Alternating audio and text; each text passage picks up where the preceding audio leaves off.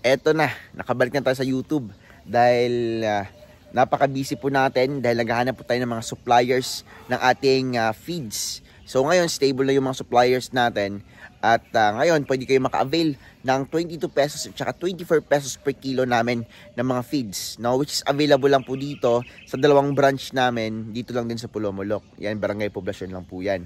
Sa Ilang-Ilang, Street Block 1, tsaka sa Purok San Agustin, no? Barangay Poblacion. Dalawa yan sila.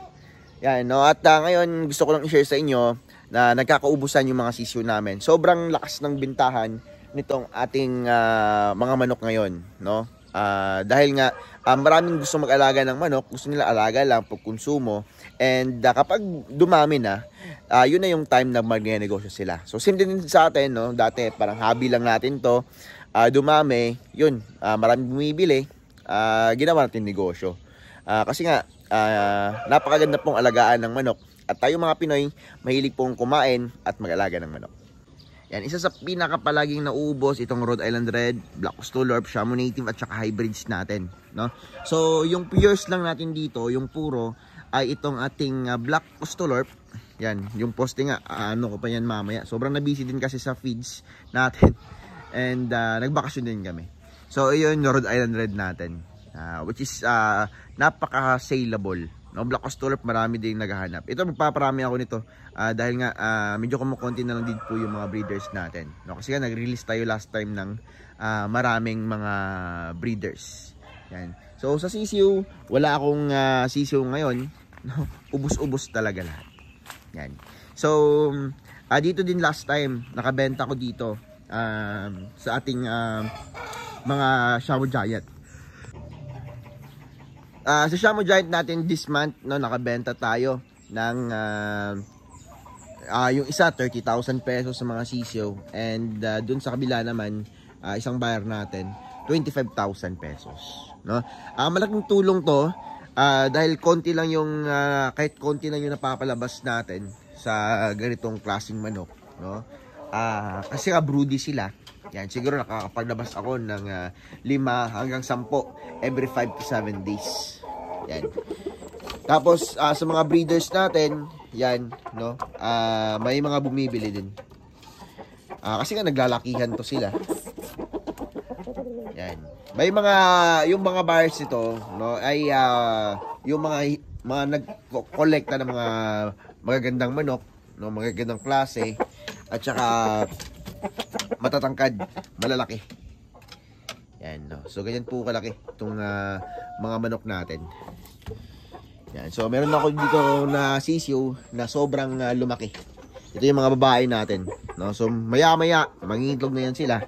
And schedule ko nito sa ngayon, no, every Monday. Every Monday tayo nag-load ng mga itlog nila sa incubators. Yan, oh, babae, oh. Ito yung mga babae nating manok. Yan. Na malalaki. So ito IG to, no, sobrang ganda, flat comb yan. So yung mga IG ko dito, lahat flat comb. Wala akong IG dito na straight comb. Ito naman yung PB line. Yan, hindi nyo makita dito. Yan. So tangkad nito parang lalaki na. Pero babae yan. Sobrang ganda. Sa ating Rhode Island Red, Black Stolorp, Shamu Native at saka hybrids na PNC natin, no, ay sobrang bilis po talagang mabenta. Maraming bumibili, no? Halos mga buyer na taga Davao, Tupe, yan, may mga taga Pulomolok din, Coronadal, yan, dito sila pumupunta, no? Takurong, Surala, dito pumupunta sa atin, tsaka Nurala, may mga bumibili din dito. Ito naman yung ating show type, no? Palagi ding sold out to yung mga anak nila. Yan. Ito nyo naman yung show type natin. Napaka-power nito. Yan. Ganyan po kaganda yung mga show type natin. So, yung bloodline nito ay nag-champion na nung last na show sa North Cotabato. So, ito naman yung ating Jersey Giant. Siyempre, napakalaki nito.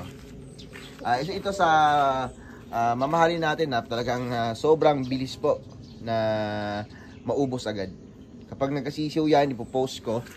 Napakalaki po nito sa personal, no? Yan, Jersey Giant, the largest chicken.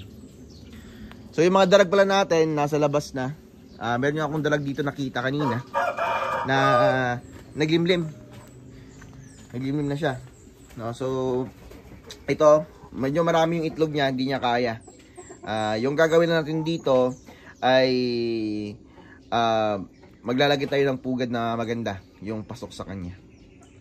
So siya lang naman yung darag na naglilim dito, no? Yung isang darag natin na babae, andun sa kabila, may lumusot dun sa Jersey Giant natin. Gusto niya ata yung lalaki nating broodcock na Jersey Giant. Meron ako isa dito, gumagala kasi yun. Saan ba yun? Hanapin natin. Basta andito yun, parang dito sa multicab. Ayun, no? Yan. Magkasama sila, no? Napakaganda ng darag natin. So, yung mga darag natin, medyo ano kasi sila, gusto nila lumabas talaga. Pinalabas ko na lang, free range ko na lang. So, nang itlog yan, dumalaga yan. No? Medyo maliit pa yung itlog niya. Pero goods na dahil nga talagang need natin silang maparami din for consumption at may bumibili din sa kanila. Gagawin na natin dyan, siguro kapag nagkasisyo, kunin ko lang yung sisyo or paalagaan natin.